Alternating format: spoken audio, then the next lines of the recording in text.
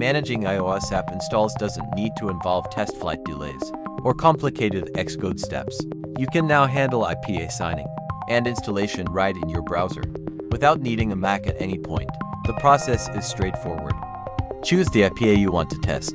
Choose your Apple Developer Certificate and select the matching provisioning profile. These are the same files you would normally use in Xcode, just handled online instead of through a full development environment. Everything is ready. The tool prepares a new, valid build that you can install on your iPhone immediately. No exporting from Xcode, no archiving projects, and no waiting for TestFlight to refresh. You get a clean, installable file without any of the usual friction. This saves a huge amount of time for developers and testers, whether you're sharing a build with a client, reviewing new features, or iterating quickly. Having a browser-based signing workflow makes the entire process faster and much more convenient. Plus, it works on any device with the browser, Windows, macOS, or even a lightweight laptop.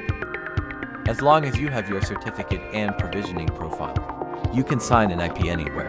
And because the signing uses your own credentials, the finished build behaves just like something you signed locally.